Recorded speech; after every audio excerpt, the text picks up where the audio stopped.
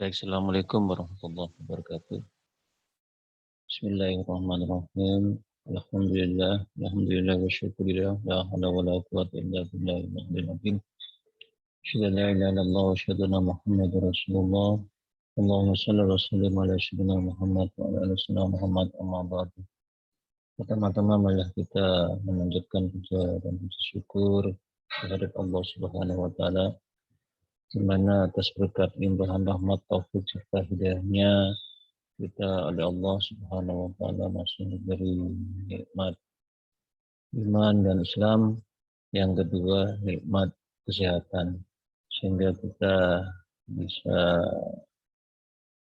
menghadiri perkuliahan pertemuan ketiga mata kuliah bahasa Indonesia jurusan Pendidikan Agama Islam STAIMA Al-Hikam Malang. Kali ini saya melanjutkan pembicaraan, melanjutkan materi yang minggu lalu saya berikan. Karena di sini saya ingin mengampu mata kuliah bahasa Indonesia. Tentunya berbeda dengan apa yang disampaikan ketika kalian itu belajar tentang bahasa Indonesia di sekolah, baik itu di sekolah menengah pertama, sekolah menengah atas atau SMA. Di levelnya ini sudah beda. Pernah saya mengutarakan kepada kalian semua bahwa untuk S1 sendiri ini berdasarkan taksonomi Bloom, analisis, intinya seperti analisis pemikiran, jenjang-jenjang antara tingkatan-tingkatan sekolah. Itu berbeda. Jadi kalau misalnya SMP itu masuk jenjang jenjang 4, kriteria 4 gitu. 4 itu kalau SMP itu masih menyebutkan. Kalau SMA itu juga sama, kelanjutan dari menyebutkan. Jadi kalau misalnya ada pertanyaan-pertanyaan itu lebih kepada menyebutkan. Tetapi kalau sudah S1, karena S1 merupakan kriteria atau jenjangnya itu 4, itu masuk ke dalam taraf analisis. Analisis itu. Berarti apa? Pembelajaran terkait sarjana S1 ini harus lebih kepada yang lebih umum lagi, membahas suatu topik permasalahan. Di sini akan saya menjelaskan tidak berkaitan dengan apa itu struktur, apa itu subjek, predikat, tidak. Tetapi saya lebih kepada bahasa Indonesia, lebih kepada mungkin teknik, entah itu teknik penulisan, teknik penulisan bahasanya, nanti kepada menyunting, kepada bagaimana membuat sebuah karya ilmiah yang menggunakan bahasa Indonesia. Itu harapan saya. Baik, saya izinkan untuk mempresentasikan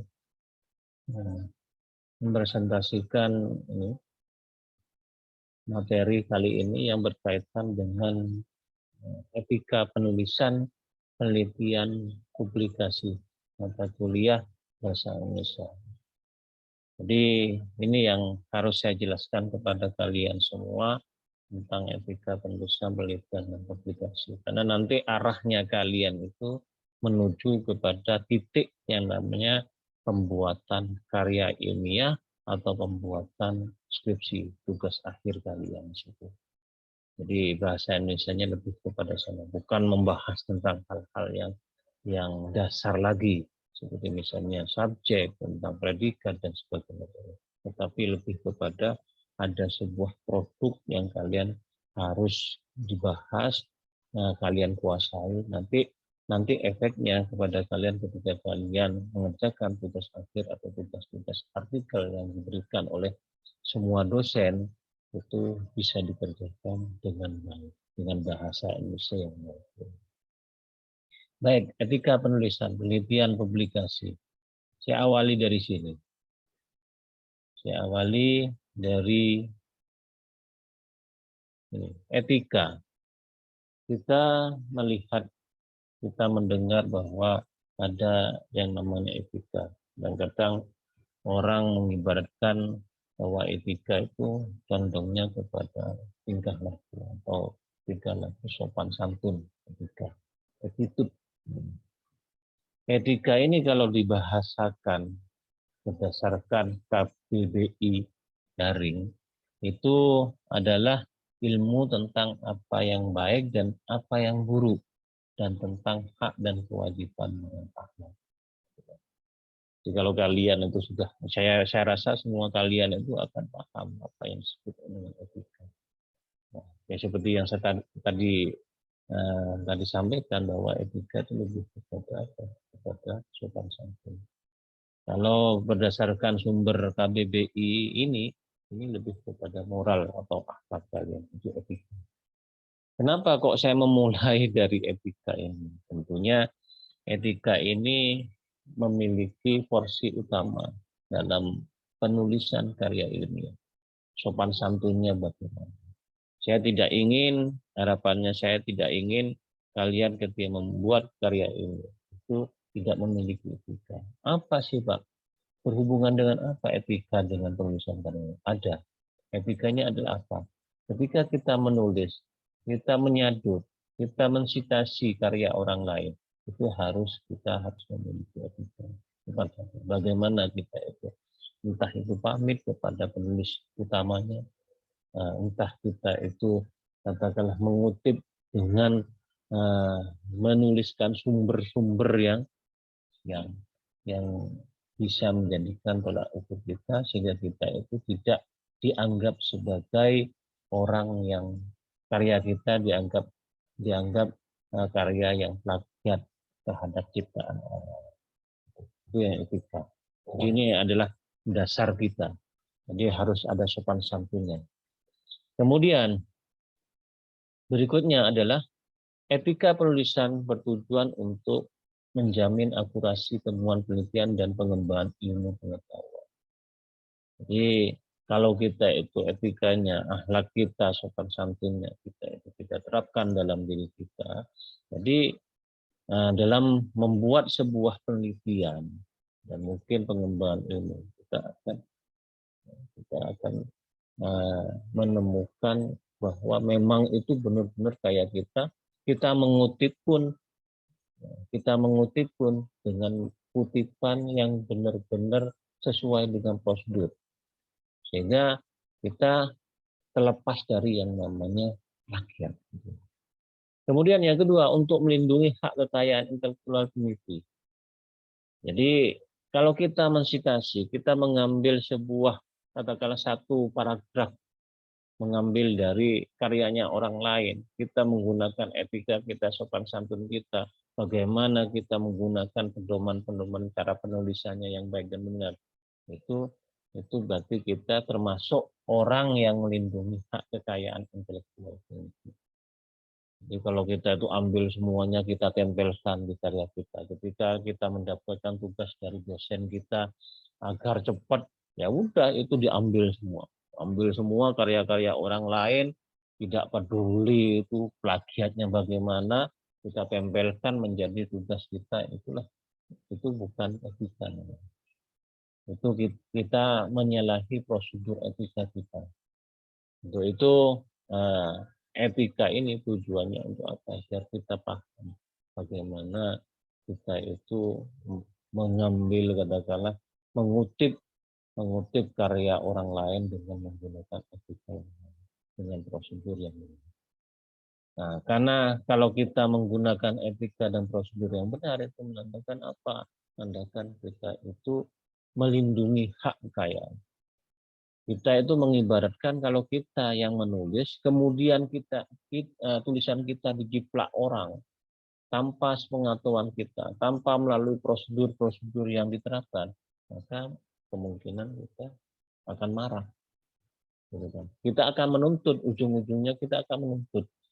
Karena apa? Kalau misalnya ada temuan-temuan seperti itu, nah, misalnya skripsi kita itu terindikasi menjiplak, itu ada kemungkinan apabila itu diketahui oleh penulis pertama dan itu dilaporkan sebagai karya kalian sebagai karya menjiplak dari penulis pertama, maka itu bisa bisa dicabut. Bisa dicabut gelar kalian, bisa dicabut ijazah kalian. Nah, itu merupakan resiko. Kemudian yang ketiga, untuk melindungi objek penelitian dan pemalsuan dan kerusakan. Benar, melindungi objek penelitian. Dengan adanya etika gitu, sopan santunnya itu menandakan bahwa ada objek, kita itu melindungi objek penelitian dan pemalsuan dan kerusakan. Jadi itulah disebut dengan etika. Kemudian menjaga reputasi ilmuwan. Yang kelima adalah menegakkan etika moral dan perilaku. Itu harapannya. Itu yang harus menjadi dasar bagi kalian ketika kalian menulis sebuah karya ilmiah, artikel atau skripsi kalian nantinya. Itu harus ada etika penulisan. Dan ini dibenarkan dalam keilmuan, dalam bahasa Indonesia itu tetap kalau bisa itu aturan-aturan ini harus benar-benar dilakukan oleh mahasiswa atau mungkin peneliti-peneliti. Ini adalah etika penulisan, tujuan dari etika penulisan. Kemudian dimensi etika penulisan. Yang pertama itu ada dimensi tujuan. Apa dimensi tujuan? Upaya peneliti untuk berkontribusi meningkatkan kesejahteraan masyarakat melalui publikasi hasil penelitian. Jadi kan, kalau kita sudah menulis sebuah karya, kemudian kita sudah jadi karya kita publikasikan baik ke jurnal-jurnal nasional terakreditasi maupun jurnal yang tidak terakreditasi. Syukur-syukur kalau kalian itu bisa membuat karya jurnal yang katakanlah internasional. Itu menandakan bahwa kalian apa? Kalian sudah berkontribusi meningkatkan kesejahteraan masyarakat melalui publikasi hasil. Kok sejahtera Pak masyarakat kita? Iya. Karena apa? Ilmu yang kalian tularkan, ilmu yang kalian publikasikan itu bermanfaat bagi orang-orang lain, bagi penulis-penulis lain. Oh, itu adalah informasi. Jadi kalau misalnya penelitian, nah itu merupakan bentuk informasi. Dan penelitian itu bisa juga bermanfaat untuk orang lain. Karena itu merupakan temuan-temuan. Temuan-temuan yang kalian berikan. Kemudian yang kedua adalah dimensi sarana. Pencapaian tujuan dan memperhatikan sistem dan prinsip-prinsip dasar dalam penulisan artikel ini. Nah, jadi dimensi sarana itu pada prinsip-prinsip dasar dan penulisan karya ini. Sistemnya, lebih kepada sistemnya. Gitu. Nah, lebih kepada sistemnya ketika kalian menulis sebuah karya ilmiah tentunya harus ada sarana prasarana. Nah, bagaimana mengutip dengan benar menggunakan aplikasi. Di teknik penulisan itu kan sekarang ada yang namanya aplikasi ya. Aplikasi namanya ada Zotero, ada Mendeley. Kedua aplikasi ini memudahkan kita untuk membuat sebuah teknik citasi. Jadi kita tidak repot-repot lagi, ketika kita itu menulis, kita tidak repot menuliskan daftar pustakanya, kita tidak repot menggunakan yang namanya footnote, kita tidak repot dengan menggunakan body note dan sebagainya. Itu sudah ada. Itu merupakan bentuk dimensi sarana. Untuk menuju apa? Menuju hasil artikel atau skripsi kita yang benar. Itu ada sarananya di sini. Sarannya apa ya? Termasuk salah satunya ada aplikasi tersebut. Itu bentuk dari sarana. Kemudian yang ketiga adalah dimensi aksi. Menegakkan kualitas moral dalam penulisan artikel ini. Ini sama dengan yang tadi. Meningkatkan, menegakkan sopan santun kita. Nah, dengan kalau kita itu menulis dengan karya kita, nah, kita tidak menjiplak, itu merupakan menegakkan kualitas moral dalam penulisan. Banyak, makanya sekarang eh, semua rata-rata semua perguruan tinggi ini sudah menerapkan ada tes plagiat. Jadi ketika kalian sudah membuat yang namanya skripsi, sebelum diujikan itu harus dites plagiat. Tujuannya untuk apa? Untuk mengetahui apakah karya kalian itu betul-betul murni, memiliki kualitas moral, gitu kan? Apakah seperti itu? Atau mungkin sebaliknya, gitu kan? Sebaliknya, karya kalian itu banyak hasil-hasil jiplakan, hasil-hasil copy paste dari karya kalian. Nah, hati-hati kalian. Disitulah harus kalian itu perhatikan terkait bagaimana menulis artikel maupun menulis skripsi yang nantinya kalian itu akan lambat laun kalian akan mengerjakan semuanya. Itu dimensi aksi. Ada dimensi etika penulisan itu sebenarnya ada 3. Kemudian berikutnya adalah apa? Etika penulisan mengikat pada semua jenis dokumen karya ilmiah. Pertama yang kalian harus pahami bahwa karya ilmiah itu dipublikasikan yang pertama di mana, Pak? Yang pertama tentunya di jurnal. Mungkin ini sudah kalian tahu, jurnal-jurnal, baik cetak maupun online itu sudah ada. Dan arahnya karena perkembangan zaman yang semakin maju itu arahnya sudah kepada elektronik jurnal. Nah, kemudian jurnal di sini, jurnal ini macam-macam tingkatannya. Ada jurnal jurnal nasional tidak terakreditasi. Artinya apa? Jurnal itu masih baru. Masih katakanlah masih mempublikasikan 1 tahun atau 2 tahun. Belum memiliki akreditasi legalitas dari negara, dari badan lembaga ilmu pengetahuan Indonesia, belum dapat legalitasnya, belum ada. Nah, kemudian ada jurnal terakreditasi. Terakreditasi itu jurnal-jurnal yang sudah katakanlah publikasinya 2 tahun berturut-turut, kemudian dia ikut mengajukan proses akreditasi, kemudian diseleksi oleh tim asesor gitu, untuk jurnal-jurnal ilmiah ini.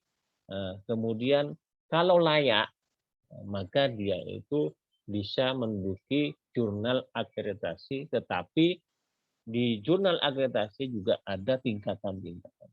Tingkatan yang pertama itu untuk Sinta, namanya Sinta. Sinta itu ada Sinta 6, Sinta 5, Sinta 4, Sinta 3, dan Sinta 2 untuk jurnal nasional terakreditasi. Untuk Sinta 1 itu sudah masuk ke dalam jurnal internasional atau disebut yang orang-orang bilang itu ada Scopus. Jadi kalau kalian sudah katakanlah misalnya pengelola jurnal, kalian mengajukan diri untuk proses akreditasi, kalian melengkapi dokumen-dokumen yang harus yang pendukung untuk proses ini, kemudian diajukan. Ketika itu diseleksi, nah nanti kalau misalnya layak, maka ini bisa masuk ke dalam jurnal nasional terakreditasi. Nanti dilihat kira-kira ini masuk mana. Oh, ini jurnal ini kok bagus, masukkan ke Sinta 3 atau Sinta 2. Nah, itu harus ada akreditasinya. Nah, kemudian ada buku. Nah, karya ilmiah dipublikasikan buku. Jadi kalau misalnya kalian itu misalnya membuat sebuah skripsi, kemudian kalian membukukan, boleh, nggak apa-apa. Dengan materi yang temuan-temuan di penelitian kalian itu dinarasikan seperti bahasa buku. Jadi beda antara jurnal dengan bahasa buku itu berbeda. Nah, disinilah perlu yang namanya bahasa Indonesia yang baik. Proceeding. Proceeding itu adalah kumpulan-kumpulan artikel-artikel juga yang dipresentasikan di apa? Yang dipresentasikan di forum-forum ilmiah. Jadi kalau misalnya kalian menemukan ada brosur, kemudian ada tulisan call paper itu menandakan bahwa mereka itu menerima tulisan dan tulisan itu bisa outcome-nya itu keluarannya berbentuk proceeding, dikumpulkan jadi satu.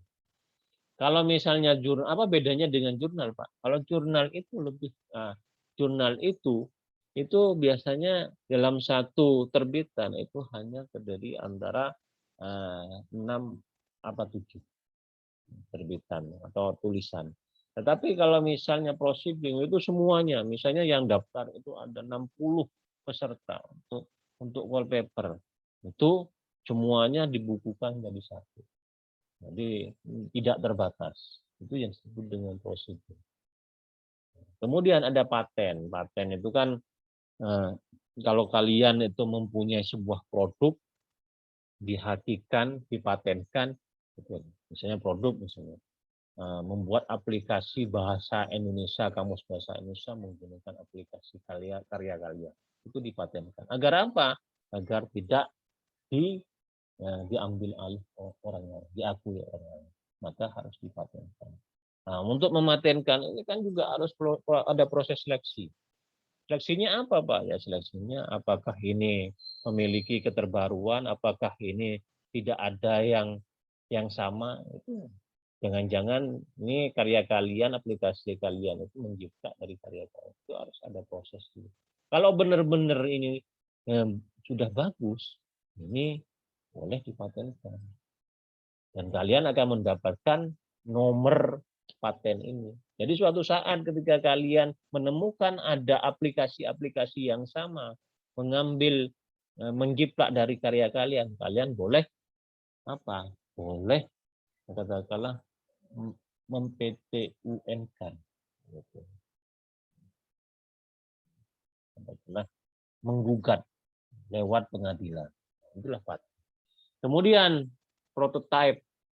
Prototype itu bentuk katakanlah misalnya ada sebuah aplikasi, kemudian kalian itu diwujudkan, ini prototype, bentuk-bentuk yang hampir sama dengan kalau paten ini adalah kalian mendaftarkan, kalau prototype ini adalah aplikasinya seperti itu.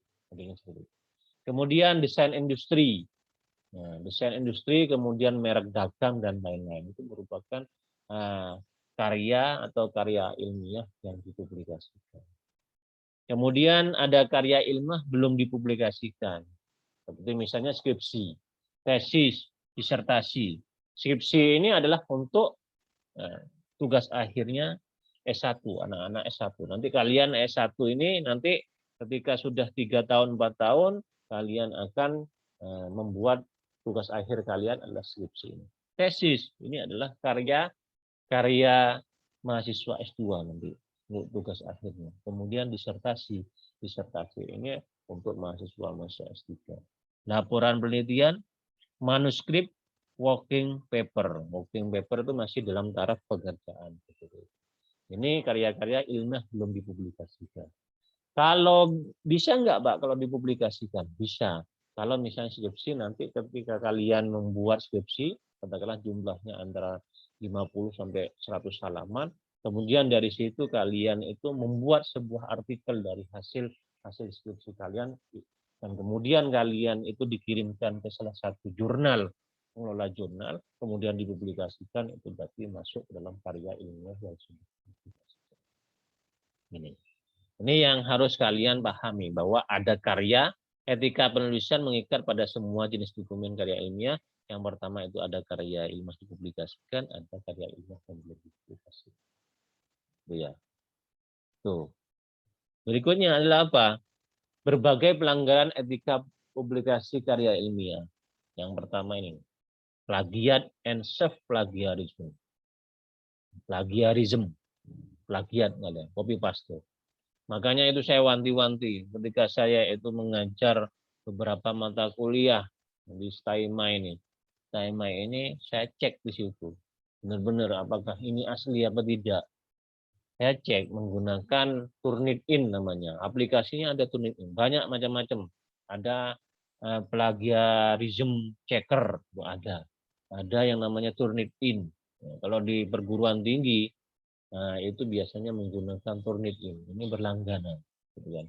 Berlangganan. Setiap universitas itu memiliki atau berlangganan yang namanya ini aplikasi plagiarisme. Jadi hati-hati kalian. Ya. Saya wanti-wanti kepada kalian, tolong kalian itu menulis dengan baik dan benar dan tidak membuat katakanlah membuat tugas-tugas atau karya-karya yang diberikan oleh dosen itu jangan mencipta. Kadang-kadang banyak mahasiswa itu agar cepat, agar nggak mau mikir-mikir yang panjang-panjang, akhirnya copy paste ngambil dari tulisan ini dipasang, tulis pasang. Akhirnya ketika dicek itu banyak apa melalui pelanggaran-pelanggaran dengan apa dengan mencipta plagiat. Itulah pelanggaran etika publikasi karya ilmiah. Yang kedua, research fraud, fabrikasi dan falsifikasi data. Jadi kalau misalnya kita itu apa data itu kita ambil punyanya orang itu diambil kita. Itu nggak boleh. Gitu kan. Jadi kalau meliti itu harus data kita sendiri. Gitu. Itu disebut research fraud, ya kan? Fabrikasi data dan falsifikasi data. Gitu. Jadi itu merupakan pelanggaran. Jadi datanya orang diambil, dipasang di karya kalian, gitu kan? Falsifikasi data itu, ya analisisnya orang itu diambil oleh kalian, dianggap milik kalian. Itu falsifikasi data. Kemudian yang ketiga, memanfaatkan data informasi bukan dari sumber asal.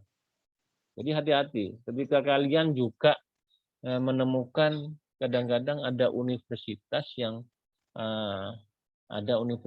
membuat kebijakan jangan atau dosen jangan mengambil kalian sumber dari sumber-sumber yang tidak dipercaya. Contohnya apa, Pak? Contohnya menggunakan blog. Kan banyak macam blogger gitu kan. Blogger. Itu tidak karena biasanya orang-orang yang punya blog itu ngambil copy paste dari sumber-sumber yang resmi diambil sehingga apa? Sehingga tidak jelas sumbernya itu aslinya di mana. Blogger. Hati-hati kalian. Jadi kadang-kadang misalnya ada www misalnya. Nah, misalnya ada www kemudian Indonesia Blogspot, Blogspot atau WordPress.com. Itu merupakan blog. Itu biasanya tidak diperkenankan mengambil atau mengutip dari blog karena tidak jelas sumbernya. Makanya yang jelas bagaimana, Pak? Menggunakan katakanlah misalnya sumbernya dari internet dari com, www.jawapos.com atau www.indonesia misalnya liputan6.com itu merupakan resmi, atau mungkin www.republika.com dan sebagainya, atau mungkin ICID gitu kan. Tapi yang jelas dua ini yang dari Blogspot dan WordPress itu biasanya dilarang. Itu karena tidak jelas. Ya, tidak jelas sumbernya. Itu jangan kalian lakukan di situ. Kemudian yang keempat, salami slicing, penggunaan data secara berulang pada data artikel. Jadi diulang-ulang. Itu jangan kalian. Jadi misalnya data kependudukan di Malang Raya, jumlah penduduknya adalah segitu. Nanti di pembahasan dibahas lagi datanya. Jangan sampai ada namanya salami slicing. Penggunaan data secara berulang, diulang-ulang gitu kan. Atau mungkin ulasan kalian diulang-ulang lagi gitu kan. Termasuk ini yang saya temukan kadang-kadang itu di antara kesimpulan dan abstrak. Itu kadang-kadang sama antara abstrak dan kesimpulan ini. Jadi di kesimpulan itu di copy paste di abstrak, jadilah abstrak. Nggak boleh sama, gitu kan? Nggak boleh sama antara data di abstrak maupun data di kesimpulan itu. Kemudian adalah pelanggaran hak kepenulisan, ghost, quest, and give, authorship, kepemilikan, ownership, dan ucapan terima kasih. Pelanggaran hak kepenulisan, ghost, quest, dan give, authorship, kepemilikan, dan ucapan terima kasih. Itu ada pelanggaran hak penulisan. Kemudian yang keenam, publikasi ganda. Publikasi ganda ya ini tadi. Publikasi ganda kalau kalian itu mengirimkan artikel kalian ke jurnal A misalnya. Berarti ya udah dulu, tunggu prosesnya jadi dulu. Diterima apa tidak? Kalau misalnya diterima ya udah. Berarti kalian selama mengirimkan artikel kalian jangan mengirimkan kepada artikel A ke C, B dan sebagainya. Cuma satu, A dulu. Baru ketika kalian itu mendapatkan kejelasan bahwa di A itu tidak diterima, itu boleh kalian itu mengirimkan artikel kalian ke jurnal B atau jurnal C. Satu-satu dulu. Jangan sampai ketika kalian, wah enaknya gini aja, saya kirimkan ke jurnal A, saya kirimkan ke jurnal B, saya kirimkan ke jurnal C. Tiga-tiganya dimasuk. Itu nggak boleh. Itu. Nggak boleh seperti itu. Harus satu-satu dulu. Tunggu responnya. Kalau sudah terima atau tidak diterima, itu baru kalian. Kalau diterima, alhamdulillah. Kalau tidak, berarti kalian boleh artikel ini dikirimkan ke jurnal yang lain. Jangan sampai nanti jurnal A menerbitkan, jurnal B. Itu nanti berisiko pada kalian. Apa? Bisa dicabut kalian itu. Karena ini termasuk author plagiarism. Ciplakan hasil karya sendiri itu juga ada, gitu kan? Itu nggak boleh juga, gitu kan? Nah, kemudian ada konflik kepentingan, pelanggaran konflik kepentingan. Jadi kalian itu jangan punya nafsu lah, punya nafsu dalam menulis ini. Kepentingan kalian konflik, oh saya dendam seperti ini, nah akhirnya data itu data di karang-karang karena dendamnya itu membuat berita-berita yang hoax, berita-berita yang tidak sesuai dengan datanya. Data aslinya memang bagus, ternyata karena kalian dendam kepada objek itu, kalian itu tulis, itu merupakan konflik kepentingan, ada kepentingan yang nggak baik dalam diri kalian. Itu berbagai pelanggaran etika publikasi karya. Kemudian fenomena plagiasi, kasus pelanggaran etika karya ilmiah. Nah, ini Republika selama setahun terakhir, tepatnya sepanjang 2012 hingga pertengahan 2002, telah dari 100 dosen tingkat lektor kepala, guru besar Indonesia tertangkap melakukan plagiat. Akibatnya 2 dosen dipecat dan 4 lainnya diturunkan pangkat jabatannya di kurun waktu yang sama. Sekitar 400 perguruan tinggi swasta PTS diketahui telah melakukan pemalsuan data serta dokumen. Ini dari Republika.id. Hati-hati loh. Ini kan bisa telah lebih dari 100 dosen melakukan plagiat, akibatnya 2 dosen dipecat dan 4 diturunkan jabatan. Jadi sanksinya adalah seperti itu. Jadi stop kalian itu mulai sekarang masih semester 1 kalian belajarlah apa? Belajarlah dengan sejujur-jujurnya, ada etika gitu.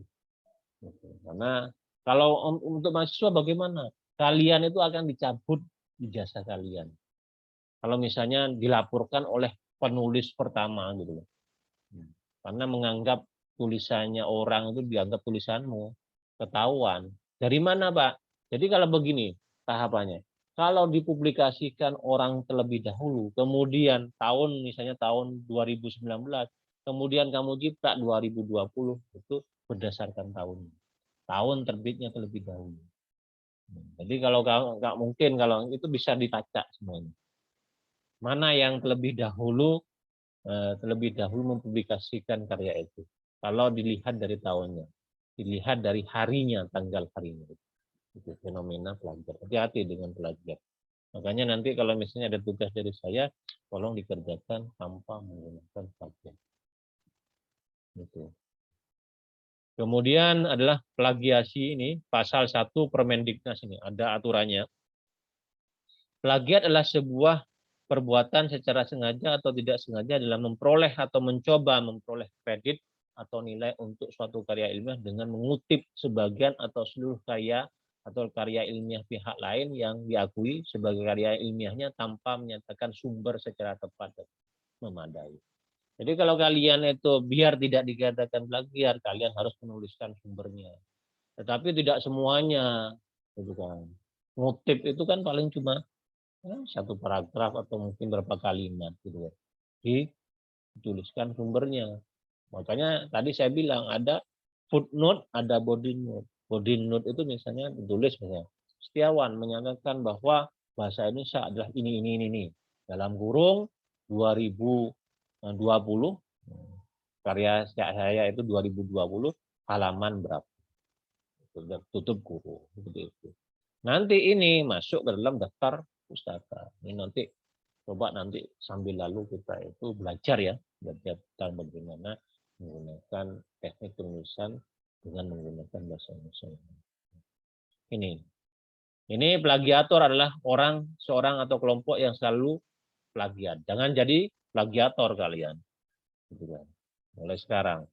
Pencegahan plagiat adalah tingkatan preventif yang dilakukan oleh pimpinan perguruan tinggi yang bertujuan agar tidak terjadi plagiat di lingkungan perguruan tinggi. Kemudian penanggulangan plagiat adalah tindakan preventif yang dilakukan oleh pimpinan perguruan tinggi dengan menjatuhkan sanksi kepada plagiator di lingkungan perguruan tinggi yang bertujuan mengembalikan kredibilitas akademik perguruan tinggi yang bersangkutan. Jadi kalau kalian dicabut ijazahnya itu tujuannya adalah apa? Ini mengembalikan kredibilitas akademik. Contoh yang terjadi, ada salah satu dosen di UGM dulu. Beliau ini juga pejabat di pemerintahan, gitu ya.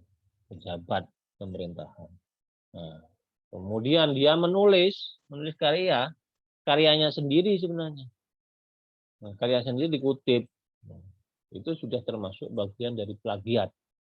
Akhirnya dia apa? Karena malu, dia mengundurkan diri dari jabatannya sebagai dosen. Itu plagiat ya, plagiat. Kemudian plagiarisme, mengambil kata-kata atau kalimat atau teks orang lain.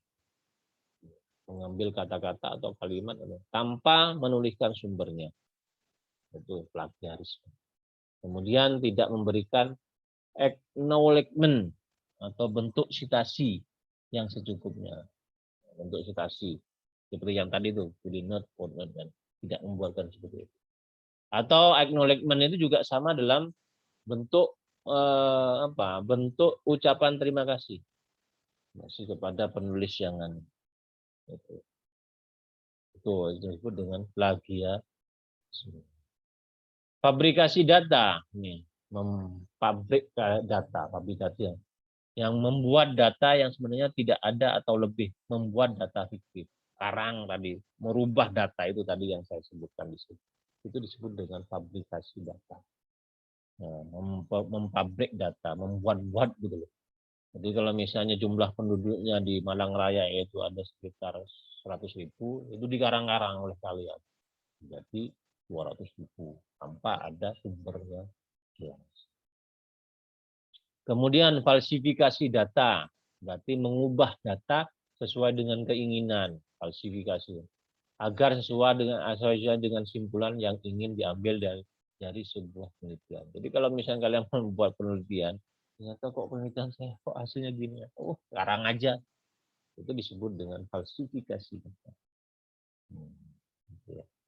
Kemudian kode etik penulis, seorang yang melakukan salah satu dari 3 pelanggaran etika akademik, falsifikasi, fabrikasi, dan plagiarisme, bisa dikatakan memiliki cacat moral lebih jika dilihat dari kacamata agama. Nilai keagamaan mencela pelanggaran sebagai dari ketidakjujuran, pencurian atau mengambil kepunyaan orang lain tanpa hak. Nurani mengalami proses pengkerukan. Itulah pada pertemuan ketiga ini sebagai bentuk agar kalian itu lebih hati-hati, lebih hati-hati untuk menulis sebuah tugas-tugas yang dibebankan oleh dosen kepada kalian. Nah, kalau kalian itu sudah belajar jujur dari sekarang, maka nanti tahap-tahap berikutnya ketika kalian menulis sebuah karya itu akan terus jujur sampai kepada tahap nanti di akhirnya kalian, di akhir S1 ini membuat yang namanya skripsi pun dibuat dengan sejujur-jujurnya. Nah, copy paste tidak terjadi. Nah, copy paste boleh kalian itu copy paste tapi harus menuliskan sumbernya dengan jelas. Itu nggak apa-apa. Tapi kadang-kadang yang namanya plagiarisme itu cek plagiarisme itu kalau bahasanya dari artikel lain di copy paste itu tetap menjadi temuan-temuan. Makanya harus melalui prosedur-prosedur dengan cara teknik penulisan yang diterapkan. Ada pedomannya di situ. Itu harapan dari saya. Ini sebagai pengetahuan bagi kita di pertemuan ketiga dalam mata kuliah. Kok seperti katakanlah seperti nanti mata kuliah karya lima? Tidak. Ini saya lebih nantinya saya memperkenalkan dulu kepada kalian tentang etika penulisan, penelitian, publikasi dengan menggunakan bahasa Indonesia. Bagaimana menulis nanti kepada menyunting, memperbaiki dari acara ilmiah itu dengan menggunakan bahasa Indonesia. Terima kasih, mungkin itu video dari saya. Mudah-mudahan bermanfaat bagi kalian semua. Mohon maaf apabila ada kata-kata atau kalimat yang berkenan dari saya. Terima kasih. Mohon maaf. Assalamualaikum warahmatullahi wabarakatuh.